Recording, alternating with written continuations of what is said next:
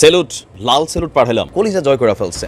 আজকে সকালবেলায় আমি বলছিলাম যে খেলাটা কিন্তু জমতে যাচ্ছে। 3টি শর্ত দিয়েছে, একদম সোনায় সোহাগানা।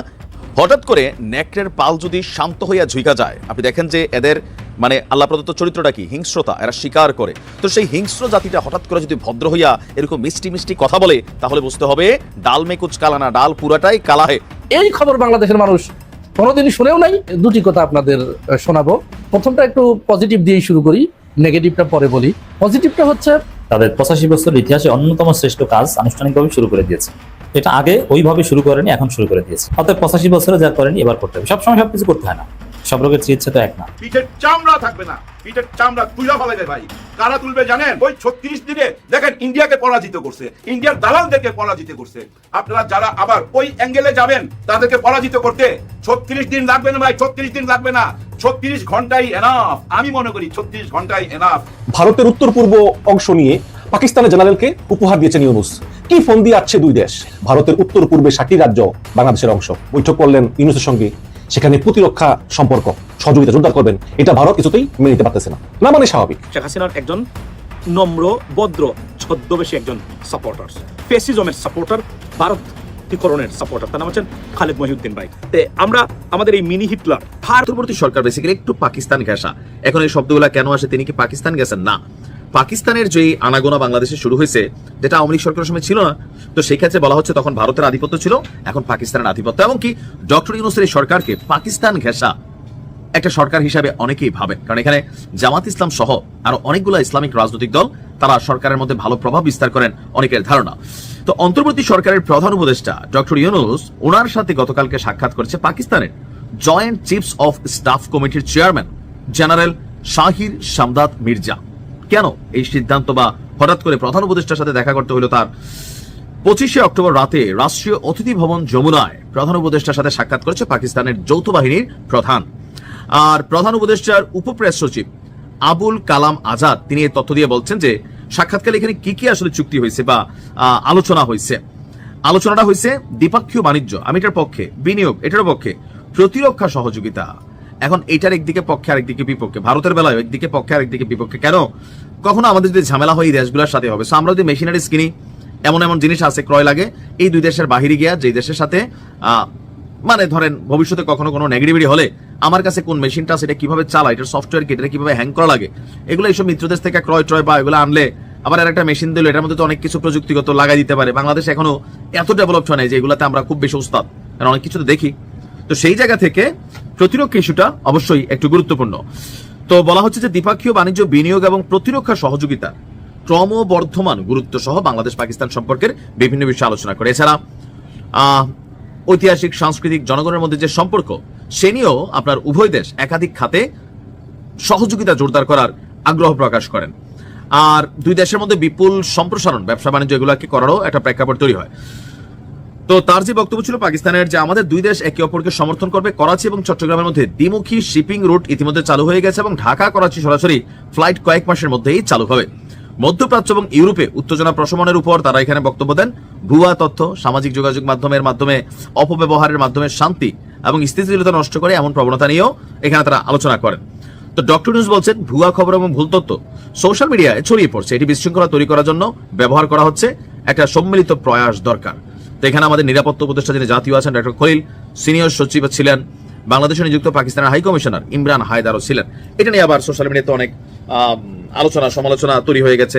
অলরেডি যারা আওয়ামী লীগের নেতাকর্মীরা আছেন তারা বিষয়টাকে নেগেটিভ দেখছেন, বিএনপির মধ্যে কিছু কিছু নেতাকর্মী আছেন তারা বিষয়টাকে নেগেটিভ দেখছেন, আবার কেউ পজিটিভও দেখছেন। সবকিছু মিলিয়ে আপনি কিভাবে দেখছেন? ভাই ব্রাদার, ইদানিং একটা ধুম উঠেছে, একটা নতুন ধুম। সেটা কি? এই সরকারের রূপ চেঞ্জ করতে হবে। ইউনূস স্যার থাকবে কিন্তু তার রূপ চেঞ্জ করতে হবে। রূপটা কি হইতে হবে? ওনারা 3 মাসের জন্য অন্য একটা নাম দিয়ে একটা সরকার গঠন করতে হবে, যাদের অধীনে নির্বাচন হবে। বর্তমান যারা আছে ওনাদের অধীনে নির্বাচন করবে না। এর অর্থটা কি জানেন? সোজা একটা অঙ্ক। 3 মাসের জন্য যে সরকার আসে, ওই সরকার দেশের কোনো কার্যক্রম চালাইতে পারে না, তার সমস্ত কার্যক্রম বন্ধ থাকে, তার একমাত্র কাজ নির্বাচন আর নির্বাচন। তার মানে কি জানেন? এই সরকারকে থামাইতে চাচ্ছে। অন্য একটা সরকার যদি আসে 3 মাসের জন্য, তাহলে এই যে বিচার কার্য যা চলতেছে এগুলা স্টপ হয়ে যাবে। এদিকে আবার দেখেন 15 জন আছে এই যে ক্যান্টনমেন্টে, এইটার বিচার কার্য থাইমা যাবে। ওদিকে শেখ হাসিনার আবার বিচারের রায় আছে, ওইটা আবার থাইমা যাবে। কারণ তখন তো শুধু নির্বাচন আর নির্বাচন। কিন্তু সরকার কি এটা মাইনা নিবে? না, মাইনা নিবে না। এই সরকারের অধীনেই নির্বাচন করতে হবে, আর নির্বাচন করবে নির্বাচন কমিশনার। এই সরকারও তখন নির্বাচন কমিশনারকে সহযোগিতা করবে, ওনার অধীনে থাকবে, মেইন থাকবে কিন্তু নির্বাচন কমিশনার, ওনার অধীনেই তখন দেশ চলতে থাকবে। উনি যা কিছু করবে বর্তমান সরকার তাকে সাপোর্ট দিবে। এখন একটা নতুন সরকার আয় না, 3 মাসের জন্য ভেজাল লাগায় লাভ নাই। আর সরকার এগুলা কানেও নিবে না। সরকার যেভাবে দেশ চালায় নিয়ে যেতেছে ওইভাবেই নির্বাচন পর্যন্ত যাবে। কিন্তু নির্বাচনটা কি সুষ্ঠু হবে, এটা নিয়ে বিরাট প্রশ্ন। কারণ শেখ হাসিনার ভয়েস রেকর্ড বাইরেছে আজকে, উনাকে কিন্তু থামতে বলছিল, থামবে না, উনি থামবে না, উনি এসব পরোয়া করেন না। উনি আজকাল সরাসরি বলছে আন্তর্জাতিক বিচার ট্রাইব্যুনালকে এটা একটা জঙ্গি ট্রাইব্যুনাল, একদম সরাসরি বলছে। এবং এইটাও বলছে ডক্টর ইউনূস হলো হেড, একদম এই জঙ্গিদের হেড হলো ডক্টর ইউনূস। 5ই আগস্টে যা কিছু ঘটছে ডক্টর ইউনূস এগুলো টাকা দিয়ে করেছে, সব কিছু টাকা দিয়ে করাইছে। কারণ কি জানেন, উনি তো টাকা দিয়ে অনেক কিছু করাইতে পারে। উনি মনে করে সবকিছু টাকা দিয়ে হয়। হ্যাঁ, সবকিছু টাকা দিয়ে হয়। উনি হুমকি দিছে, উনি বলতে দিল্লি থেকে হুমকি দিছে, দিল্লিরই হুমকি, এটা ধইরা নেন। হুমকিটা কি? নির্বাচন কিভাবে হয় এইখানে। তার মানে নির্বাচন করতে দিবে না, নির্বাচনের আগে অনেক রকম দুর্ঘটনা ঘটাবে, অনেক মানুষ হত্যা করবে। নির্বাচনের আগে দেশে অনেক রকম দুর্ঘটনা ওরা ঘটাবে ভাই, দেখবেন অনেক কিছু ঘটা যাবে। এই যে গতকাল কি দেখলাম, একটা ট্রেন আসতেছিল, ওই ট্রেনটা আমার মনে হয় রংপুর বা কোনো একটা সাইড থেকে আসতেছিল, কিন্তু আর্মির কাছে খবর ছিল এই ট্রেনের মধ্যে অনেক মালপত্র আসতেছে, বুঝছেন, ওইগুলো আসতেছে, বোমা বানাইবার সরঞ্জামও আসতেছে।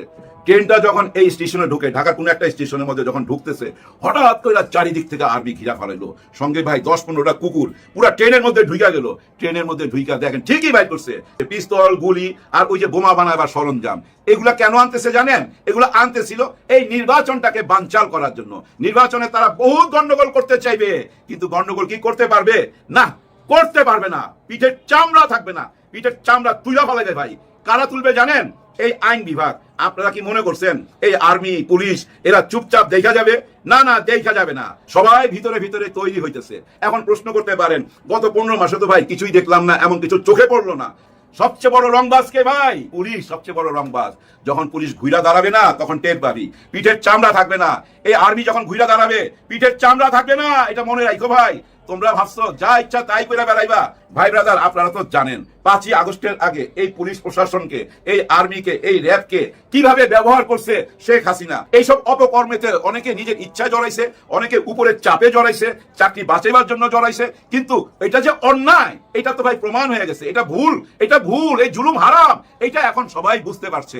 এখন কি ওই অবস্থায় নিয়ে যেতে পারবেন? ওই আগের অবস্থায় শেখ হাসিনার আমলে যেরকম ছিল ওরকম অবস্থায় নিয়ে যেতে পারবেন? না, আমি চ্যালেঞ্জ দিয়ে বলতে পারি ওই আগের অবস্থায় শেখ হাসিনার আমলে যে অবস্থায় আপনারা এই দেশকে নিয়ে গেছিলেন ওই অবস্থায় নিয়ে যাইতে পারবেন না। যদি নিয়ে যাইতে চান তাহলে কিন্তু এই জেএনজি আবার জায়গা উঠবে। টিকতে পারবেন না ভাই, টিকতে পারবেন না। ভুলে গেলে হবে 36 দিন কার সাথে লড়াই করছে? শুধু কি শেখ হাসিনা? না না না, দিল্লির সাথে লড়াই করছে। ভারতের সবচেয়ে বড় গোয়েন্দা সংস্থা যারা এখানে জায়গা করছিল তাদের সঙ্গে লড়াই করছে, অর্থাৎ ইন্ডিয়ার সাথে লড়াই করছে, ইন্ডিয়ার দালালদের সাথে লড়াই করছে। ওই 36 দিনে দেখেন ইন্ডিয়াকে পরাজিত করছে, ইন্ডিয়ার দালালদেরকে পরাজিত করছে। আপনারা যারা আবার ওই অ্যাঙ্গেলে যাবেন তাদেরকে পরাজিত করতে 36 দিন লাগবে না ভাই, 36 দিন লাগবে না, 36 ঘন্টাই এনাফ। আমি মনে করি 36 ঘন্টাই এনাফ। কেন এনাফ বললাম? একটু বিশ্ববিদ্যালয়গুলোর দিকে তাকান। এই জাহাঙ্গীরনগর বিশ্ববিদ্যালয়, এই জাহাঙ্গীরনগর বিশ্ববিদ্যালয় এক জাউরায় কি করছিল? 100 ধর্ষণ কইরা উনি একটা অনুষ্ঠান করছিল এবং ফুলের মালা দিয়া তাকে বরণ করা হয়েছে। এইসব বিশ্ববিদ্যালয়গুলোর ভিতরে রাতের বেলা তাদের হোস্টেলের মধ্যে বাইরের অনেককে ভাই ধইরা নিয়ে যায়, জিম্মি কইরা টাকা পয়সা আদায় করতো, মাদকের ব্যবসা চলতো, যা ইচ্ছা তাই হইতো ভাই। এই বিশ্ববিদ্যালয়ের কম্পাউন্ডে যা ইচ্ছা তাই হইতো। এখন কি যা ইচ্ছা তাই করতে পারবেন? কইরা দেখান তো, পিঠের চামড়া থাকবে না। হ্যাঁ ভাই, পিঠের চামড়া থাকবে না। বিশ্ববিদ্যালয়গুলোর মধ্যে আবার লেখাপড়ার পরিবেশ ফেরত আইছে। 1977 সালে ছাত্র শিবির যে উদ্দেশ্য নিয়ে এই ছাত্র শিবির গঠন করছিল, তাদের একমাত্র উদ্দেশ্য ছিল ছাত্ররা শুধু লেখাপড়া করবে এবং তাদের মেধা দিয়া এই দেশকে গইরা তুলবে। এইটাই ছিল মূল উদ্দেশ্য। এই উদ্দেশ্যটা বহু বছর পর, বহু যুগ পর সফল হয়েছে। কেন সফল হয়েছে? নেতা ঠিক আছে। নেতা যদি ঠিক থাকে ভাই, কর্মী কোনোদিন ভুল করতে পারে না, ভুল করার সাহস পায় না। ঠিক তেমনি একজন নেতা চাই পুরো বাংলাদেশের জন্য। আজকে বিশ্ববিদ্যালয়ের যে পরিবেশ, এই একই পরিবেশ চাই সারা বাংলাদেশে, এবং সারা বাংলাদেশে সাদিক কাইয়ুমের মতো, ছাত্র শিবিরের মতো এরকম নেতা চাই। আর এরকম নেতা আমাদের সামনে আছে, শুধু এখন বাইছা নিতে হবে। একটা সুন্দর নির্বাচনের মাধ্যমে আমরা একটা ভালো নেতা বাইছা নিবার সুযোগ পাবো। এখন কথা হয়েছে, আমরা যদি সেই নেতা বাইছা না নেই তাহলে কি হবে? আমাদের বিচার হবে, আমাদেরকে জবাবদিহি করতে হবে উপরওয়ালার কাছে। হাসরের ময়দানে সবাই বিচার হবে। আপনারা যারা ভুল জায়গায় ভোট দিবেন, ভুল মানুষকে ভোট দিবেন, লুটেরাকে ভোট দিবেন, তখন কি আপনার বিচার হবে না? আল্লাহ কি আপনাকে জিজ্ঞাসা করবে না হাসরের ময়দানে, ওই বেটা তুই উনাকে কেন ভোট দিছিলি? উনাকে ভোট দেওয়ার কারণেই তো আজকে দেশের এই অবস্থা। এই দেশের অনেক মা বোনের বুক খালি হয়েছে, এই দেশে অরাজকতা হয়েছে, এই দেশের টাকা পয়সা লুট হয়েছে তোর ভুল ভোট দেওয়ার কারণে। তুই ভুল ভোট দিছ, তোর সাজা দুজকে। এই শাস্তি তো দিবে ভাই, এটা মাথায় রাখেন। আর এটা মাথায় রেখা সঠিক একটা নেতাকে আপনারা বাইছা নেন প্লিজ। এখনই সময়, এই সময় হারাইলে আর সময় আসবে না। গত 16 বছর কত বড় দুর্দশা আমাদের গেছে না, শুধু ভুল ভোটের কারণে, ভুল রাজনীতির কারণে, চামচামির কারণে। সব কিছু বাদ দিয়া আসেন আমরা সঠিক পথে আসি, নাইলে উপরওয়ালার কাছে কি জবাব দিবেন? ক্ষমতায় আসতে জামাত ইসলামী তাদের 85 বছরের ইতিহাসে অন্যতম শ্রেষ্ঠ কাজ আনুষ্ঠানিকভাবে শুরু করে দিয়েছে। এটা আগে ওইভাবে শুরু করেনি, এখন শুরু করে দিয়েছে। কারণ কি? জামাত জানে যে জনগণের যে মতামত এবং ডিপ স্টেটের সমীকরণ, আন্তর্জাতিক সমীকরণ সব মিলিয়ে জামাত ক্ষমতায় আসতে যাচ্ছে। অর্থাৎ 85 বছরে যা করেনি এবার করতে হবে। সবসময় সবকিছু করতে হয় না। বিষয় যেমন আপনি কখনো অসুস্থ হন, কখনো খেতে হয় নাপা এক্সট্রা, নাপা প্যারাসিটামল, কখনো আপনাকে কেমোথেরাপি দিতে হয়। সব রোগের চিকিৎসা তো এক না। এরকম সবসময় কার্যক্রমও এক না, এক এক সময় এক এক ধরনের রোল প্লে করতে হয়। যেমন একটা উদাহরণ দিতে হলে বুঝবেন, সাপোজ ভারতের বিরুদ্ধে আপনি কি রাজনীতি করবেন, কি বলবেন, এটা দুইটা দিক আছে। একটা হচ্ছে যে আপনি নিশ্চিত যে আপনি তৃতীয় প্রধান দল অথবা ছোট দল, আপনি বড় হতে চান, আপনি ভারতকে ইচ্ছা মতো গালাগালি করতে পারেন। ভারতকে না, যে কোনো বিষয়ে যা ইচ্ছে তা বলতে পারেন, কোনো সমস্যা নেই। যে মোদিকে উল্টে ফেলবো, আমরা 7 সিস্টার দখল করে নিয়ে ফেলবো, নানান কিছু বলতে পারেন। কিন্তু আপনি যদি জানেন যে আপনি ক্ষমতায় আসবেন, আপনি কিছুদিন পর দেশ চালাবেন, তখন আপনি এসব কথা বলতে পারবেন না। তখন দুইটা বিষয় আপনাকে খেয়াল রাখতে হবে। একটা হচ্ছে যে অতীতে হাসিনা যেরকম ভারতের স্ত্রী বানিয়ে রেখেছে বাংলাদেশকে, বাংলাদেশের জাতীয় স্বার্থ উপেক্ষা করে, স্বাধীনতা সার্বভৌমত্ব, বাংলাদেশের সিকিউরিটি উপেক্ষা করে ভারত যা চেয়েছে দিয়ে দিতে হয়েছে। এটা করা যাবে না। ন্যায্যতার ভিত্তিতে বাংলাদেশের জাতীয় স্বার্থকে প্রাধান্য দিয়ে সমতার ভিত্তিতে ভারতের সাথে সম্পর্ক রাখতে হবে, কারণ প্রতিবেশী তো পাল্টানো যাবে না। আর ভারতের সাথে বাংলাদেশের বর্ডার আছে, প্লাস বাণিজ্যিক অনেক সম্পর্ক আছে, অনেক প্রোডাক্ট ভারতের কারণে আমরা কম দামে পাই, বা কোয়ালিটি প্রোডাক্ট আছে। এই যে চকলেট, মধ্যপ্রাচ্য থেকে আপনি যে চকলেট আনেন, শ্যাম্পু, আপনি সৌদি আরব থেকে আসলে, দুবাই থেকে আসলে জানেন, ওগুলো সব ভারতীয় প্রোডাক্ট। আপনি ওখান থেকে বেশি দামে কিনে আনেন। আরও অনেক উন্নত প্রোডাক্ট আছে, জামা কাপড় থেকে শুরু করে এবং মেডিকেল সার্ভিস। ভারতের সাথে সম্পর্কের প্রয়োজন রয়েছে, এটা অস্বীকার করা যায় না। কিন্তু তারপরও আপনি ছোট দল হলে এগুলো ইচ্ছা মতো এগুলোকে অস্বীকার করতে পারেন। কিন্তু ক্ষমতায় আসলে তো আপনাকে এই ফান্ড পলিসিটা অপারেট করতে হবে, তাদের সাথে সম্পর্ক রাখতে হবে, বাণিজ্যিক সম্পর্ক রাখতে হবে। আবার মানুষের যে চাহিদা, তো বাংলাদেশের মানুষ খুব সহজে ট্রেনে চড়ে, গাড়িতে চড়ে ভারত যে ডাক্তার দেখাবে, প্রয়োজনে সেই দক্ষিণ ভারতের তামিলনাড়ু, ভেলোর, চেন্নাই যাবে, মুম্বাই যাবে, কলকাতায় তো অ্যাভেলেবেল যাবে, আসবে। এটা অনেকের চাহিদা। এবং সেখান থেকে কিছু জামা কাপড় কিনে আনবে। আমি নিজেই একসময় যেতাম, ভালো লাগতো। এটা বাংলাদেশের মানুষের চাহিদা। এখন ক্ষমতায় যারা আসে তাদেরকে এই কাজটা করতে হবে। আপনি কাশ্মীর যাবেন, আরও ভারতের এমনকি পশ্চিমবঙ্গ বা তার আশেপাশে শিলং টিলং বিভিন্ন জায়গায় অনেক সুন্দর সুন্দর টুরিস্ট স্পট আছে, সেখানে যাবেন। আমি নিজে গিয়েছি, ভালো লাগতো। এবং কম টাকায় এত সুন্দর ট্যুরিজম, এটা অন্য কোথাও হতো না। ভারতে গেলে আপনি করতে পারবেন, এটা অনেকের চাহিদা। কিন্তু আপনি ছোট দল হলে এগুলোকে উপেক্ষা করে আপনি গালাগালি করতে পারেন। কিন্তু বড় দল হলে বা যারা ক্ষমতায়, তাদেরকে নিশ্চিত করতে হবে বাংলাদেশের যারা মুসলমানদের, হিন্দুদের কথা বলছি না, যারা কাশ্মীর যেতে চায়, যারা চেন্নাই যেতে চায়, যারা দিল্লি যেতে চায়, যারা তাবলিগ জামাতের ইস্তেমায় যেতে চায়, দিল্লি নিজামুদ্দিন যেতে চায়, যারা দেওবন্দ, দারুল উলুম দেওবন্দে যেতে চায়, সাহারানপুর যেতে চায়, কলকাতা আলিয়া মাদ্রাসা যেতে চায়, এবং সার্ক বিশ্ববিদ্যালয় থেকে শুরু করে বিভিন্ন বিশ্ববিদ্যালয় যেতে চায়, তারা যেন সহজে যেতে পারেন এবং সহজে ভিসা পায়। এগুলোকে আপনাকে নিশ্চিত করতে হবে। এটা বাংলাদেশের মানুষের বেসিক চাহিদা। আবার ভারত আমাদের উপর ডমিনেট করতো, নির্যাতন করতো, এটাও সত্য। বাংলাদেশের মানুষ গুম করতো, বাংলাদেশ নিয়ন্ত্রণ করতো। এগুলো হিসাব নিকাশ করেই কিন্তু আপনাকে বলতে হবে। তো দর্শক, তো জামাত যতদিন পর্যন্ত ছোট দল ছিল, এগুলো হিসাব নিকাশের বাইরে যা ইচ্ছে তা বলতে পারত। কিন্তু এখন জামাত ক্ষমতায় আসবে, এটা জামাত বুঝে গেছে। এখন ফাও কথা বললে হবে না, প্র্যাকটিক্যাল কথা বলতে হবে। এই জন্য জামাত প্র্যাকটিক্যাল কথা বলা শুরু করেছে, যে ন্যায্যতা এবং সমতার ভিত্তিতে ভারতের সাথে সম্পর্ক হবে না। ভারতকে সাহায্য করবো, মোদিকে পিটাবো, জ্বালাই দেবো, 7 সিস্টার দখল করবো, গাজওয়াতুল হিন্দ, এইসব কথা বলা যায় না।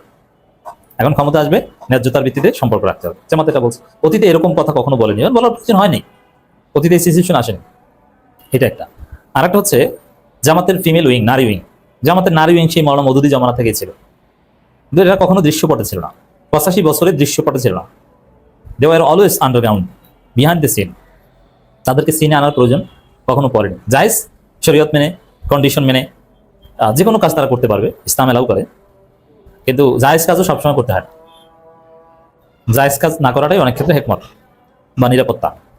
নারীদের জামাত আগেই চাইলে মিছিল করাতে পারতো, যেমন জামাত নেতাদের যখন ফাঁসি দিয়েছে, নারীদের মাধ্যমে মিছিল করাতে পারতো, অনেক কিছুই পারতো। নারীদের মাধ্যমে ডিপ্লোম্যাটিক মিটিং করাতে পারতো। অতীতে কখনো নারীদের মাধ্যমে জামাত ইসলামী ডিপ্লোম্যাটিক মিটিং করায়নি, কূটনৈতিক মিটিং করায়নি। কেন করায়নি? প্রয়োজন হয়নি। কিন্তু এখন করাচ্ছে কেন? এখন জামাত ক্ষমতা আসতে যাচ্ছে, আর বর্তমান বিশ্ব বাস্তবতায়, বাংলাদেশি বাস্তবতায় ক্ষমতায় আসতে হলে নারীদের সাথে মিটিং, নারীদের সাথে ইন্টারাকশন, নারীদের কার্যক্রম, এগুলো দেখাতে হবে, এবং এটা প্রয়োজন রয়েছে। অর্ধেক নারী প্রতিনিধি থাকতেই হবে আপনার, এবং এটা জায়েজ। এই জায়েজ কাজটাই জামাত আগে করতো না, এখন করে। কেন? এখন ক্ষমতার কাছাকাছি এসেছে, এর মানে যখন যেটা করা লাগে সেটাই করছে। এটা ইতিহাসের অন্যতম শ্রেষ্ঠ কাজ। এই নারীদের যে জামাত রাজনীতিতে দৃশ্যপটে আনছে, বিশেষ করে কূটনৈতিক মিটিং করাচ্ছে, সভা সেমিনার করাচ্ছে, এবং মানববন্ধনও করাচ্ছে, রাজপথে, ডিপ্লোমেসিতে এবং টেবিল পলিটিক্সে আছে।